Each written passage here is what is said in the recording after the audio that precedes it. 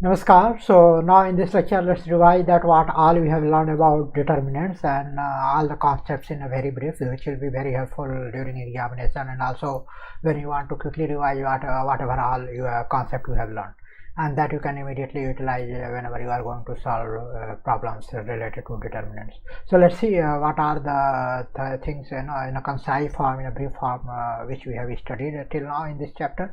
So after this we will close this chapter and we'll move to our next chapter. So let's begin. So we have seen that if there is any matrix A, then its determinant is represented by this two perpendicular line. Between that you write A. It's not modulus, it's determinant representation. And also you can it is that you can associate any complex or real number. It can be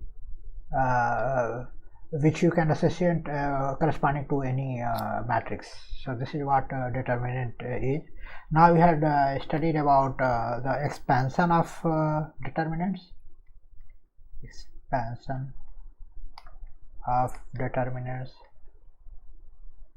Right, so what were that? So we had seen for order 1. So if this is the determinant, then of only one element, then this would be the value of the element which will be the determinant. If it is of order 2, then it is, let's say it is written as a11, a12, a21, a22. So this is the determinant of order 2 because it have 2 rows and 2 columns, and this is expanded as you can have cross multiply like this. So you can have a11, a22 minus a21,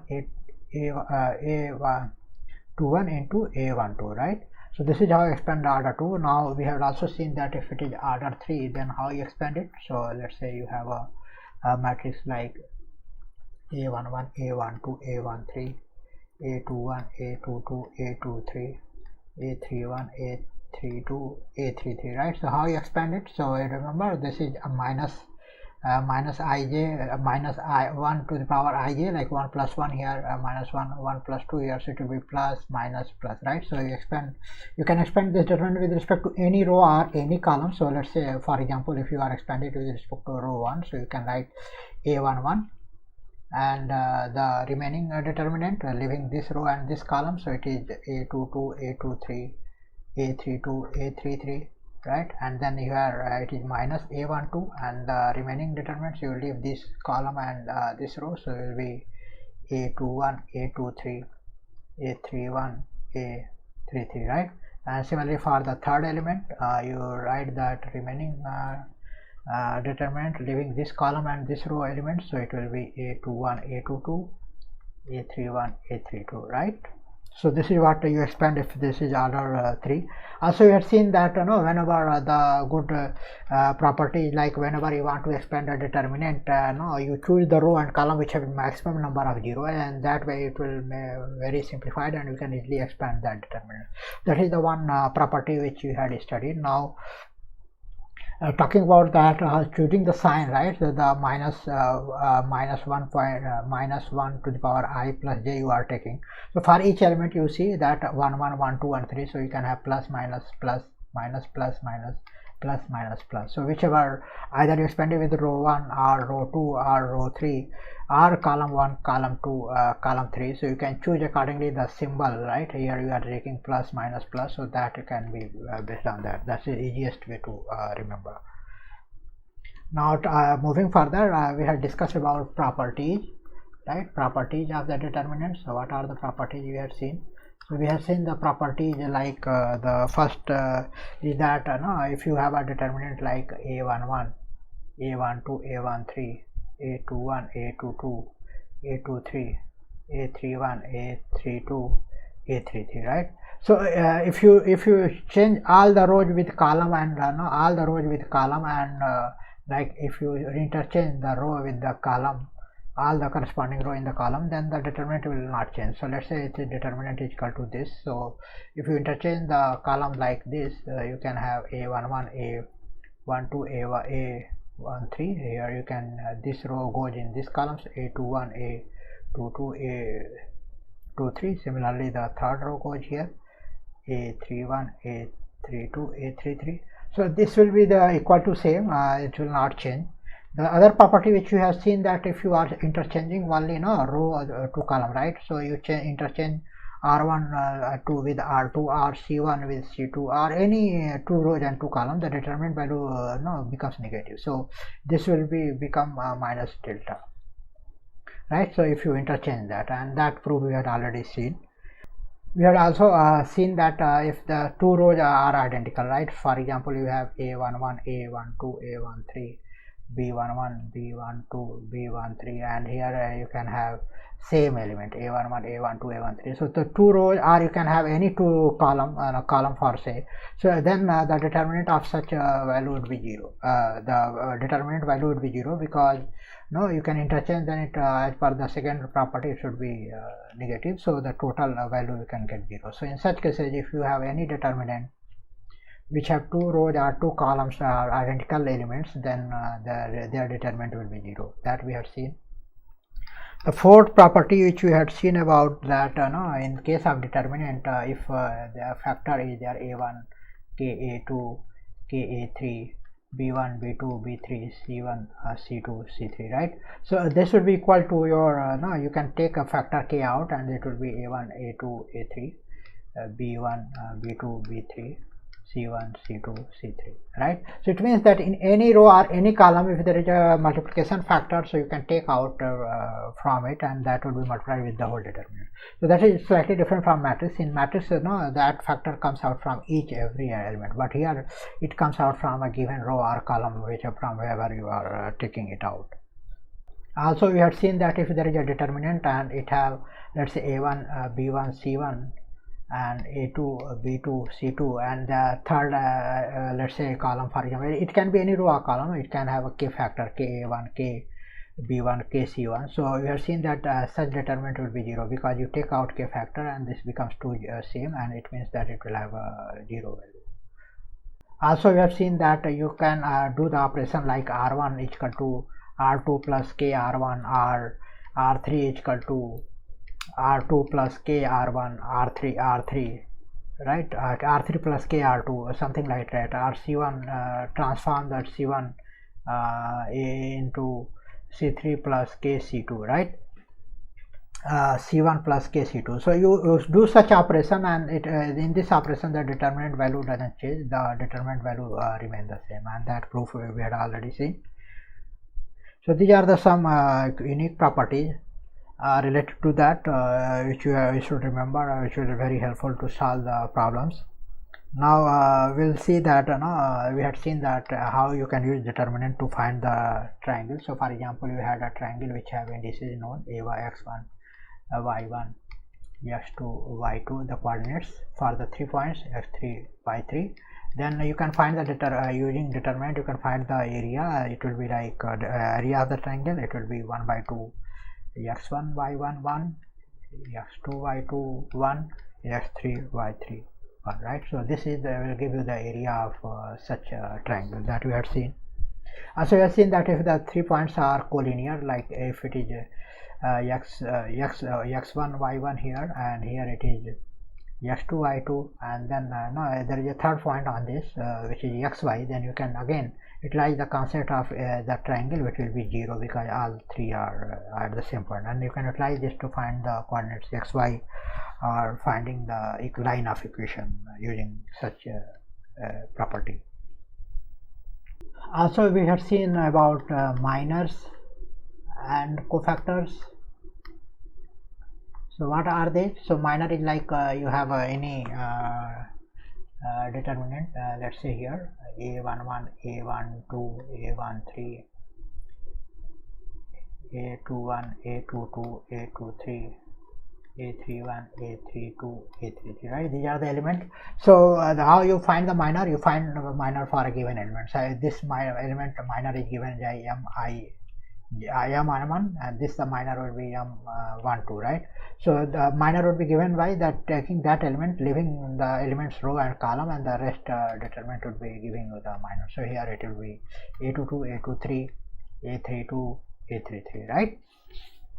Similarly, the cofactors, how you find it? So cofactor is given for a given element aij. This is the element. So for this, cofactor would be aij, and that would be given as minus 1 to the power I plus j mij, right? This is the mij for a given element. So this is how you can find the cofactor of the given matrix, the element. Also associated with that, we had seen some properties related to minor and cofactor. For example, you have no element and corresponding cofactor sum for a given row or any given column. This can be written as a11 a812 plus a13 the corresponding cofactor, and that would be giving you the value of a determinant.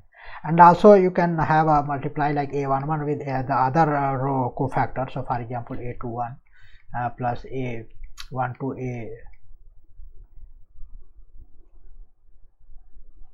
a22 plus a13 into the a23, right? So that would be 0.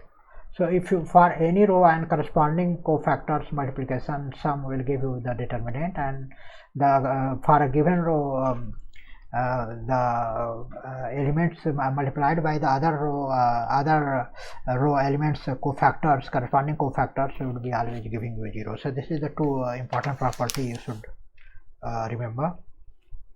Also we are saying that the singular and non-singular matrix, non-singular and singular determinants are matrices we have seen. So for that, let's say A is a matrix, then determinant A is not equal to 0.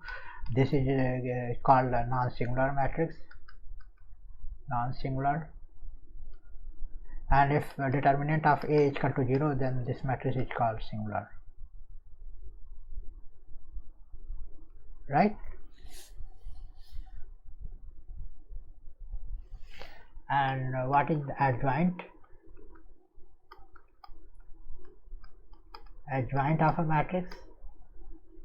So let's say if this is a matrix A, which is given by A1, B1, C1, A2, B2, C2, A3, B3, C3, right?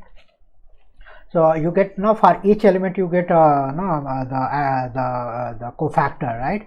And then you take a transpose. So adjoint of A would be the cofactors matrix, right? So for each let's say here it is the cofactor for this element, first row first column is given 1 1, so it will be a11 here, a12 a13, here it will be a21 a22 a23 a31 a32 a33, right? So where this is that first row first column elements cofactor, first row second column elements cofactor. This is how you get it, right? So it means that you can just for each element you find the cofactor, make a matrix, take that transpose, and that would be adjoint of it. So related to adjoint and the matrices, we had some properties. What are those properties? So that properties were there, right? If this is a matrix and its adjoint is adjoint A multiplied by adjoint A, or left side from right side, it will give you the determinant A into multiplied by identity matrix of the same order. Also we had seen that the other property which was that if determinant of A is not equal to 0, determinant of A is not equal to 0, then AB, determinant of AB, the product of the individual matrices, and their determinant will also be not equal to 0. It means that it will also be a non-singular matrix. Also we have seen that the product of the two determinants, if they are non-singular, then it can be written as the product of individual matrices determinants.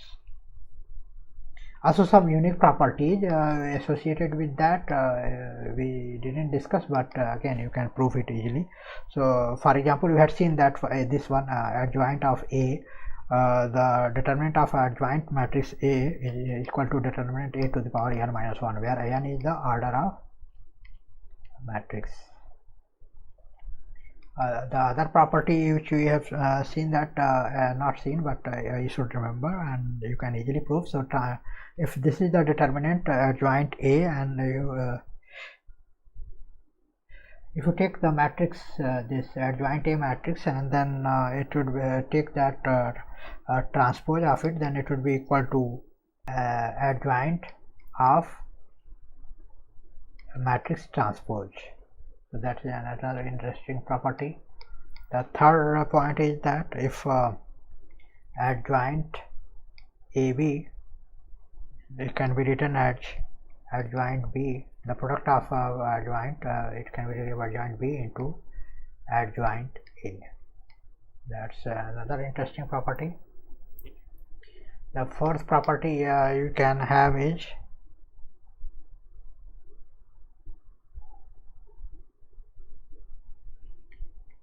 adjoint of KA, right? It can be written as K to the power n minus 1 adjoint of A, where K is any real number. So that's interesting. If adjoint have some K multiplication factor with the matrix, so how it will be converted here. Also, one property is like adjoint of adjoint A. So you want to find the adjoint of adjoint A, so it will be equal to determinant A to the power n minus 2 into the matrix A. And the sixth property we should remember, and that is like if you take that adjoint of the matrix adjoint A, the determinant, it would be given as A determinant A to the power n minus 1 ka whole square. Right, so these are the 6 properties you should remember, and they are very widely useful in solving more complicated and complex problems. Now moving further, we had also seen that how you can utilize the inverse. Inverse you can take using adjoint and other factors. So for example, this is a matrix and determinant A is not equal to 0. In that case, A inverse can be given as the determinant A multiplied by adjoint of A matrix. So this is how inverse is taken. And here again, just to recall that the properties which we had related to this, which will be utilized here. So the A inverse of inverse is using the same matrix. The matrix product AB inverse is given as B inverse A inverse. The third property is here seen as transpose of inverse is given as A inverse transpose. The fourth property is like the A inverse matrix, that determinant would be that determinant A of the value inverse. The fifth property you can have like A inverse would be equal to A inverse A, and it would be the identity matrix. And another important property, quickly you can prove A inverse is equal to 1 upon K A inverse, right, where K is not equal to 0, right. So this is another interesting property and simple. Also, we have seen that how you can utilize to use it to solve linear problems, solution to linear equations. So how, for example, let's say you have equations a1x plus b1y plus c1z is equal to d1, a2x plus b2y plus c2z is equal to d2, a3x plus b3y plus c3z is equal to d3, right. So you can form a matrix, right. Ax is equal to b type, where A would be your a1 b1 c1, a2 b2 c2, a3 b3 c3, x is equal to can be written as x y z, and b would be your d1 d2 d3, right. Also you will have a unique solution if the determinant A, this is the determinant which will decide whether it will have a unique solution or not. So determinant A is not equal to 0, then it will have a unique solution. If determinant A is 0, the second condition, then you should find the matrix B is there, right. So adjoint A and the product with the matrix B, if is not equal to a 0 matrix, then this will have no solution. No solution will exist. And if determinant A is equal to 0 and adjoint A and product is also given a matrix, then it can have either infinite solution or no solution. Infinite solution or no solution, right? So it will be inconsistent. If it is having infinite solution, no solution means it is inconsistent, and if it is consistent, then you have infinite solution. So this is the property related to linear equation solution. So this is all a very quick review. You should also make yours when you are completing your study for this part, and that would be helpful as per your understanding and utilization later, whether you don't have to revise everything, read everything, you just quickly go through it and utilize it. So this is all about it. Now utilize this property and the concept you learned and solve as much problems as you can, because that is helpful where it will get clarity. In mathematics always I recommend that you solve, take pen paper and solve it. Don't just read it, because at the end when you are going to actually solve in your examination, that takes lots of time and you will get stuck. But if you solve it with your hand, each and every problem on paper, then you will know that where is the complex this problem, and you can easily resolve it before you spending time, which is crucial during the examination. So that always remember, you solve the problem always, don't read it, you solve yourself with pen or paper. So that's important. So this is all about determinants. We can complete this chapter here and then see you in next chapter from next lecture. So see you there. Thank you.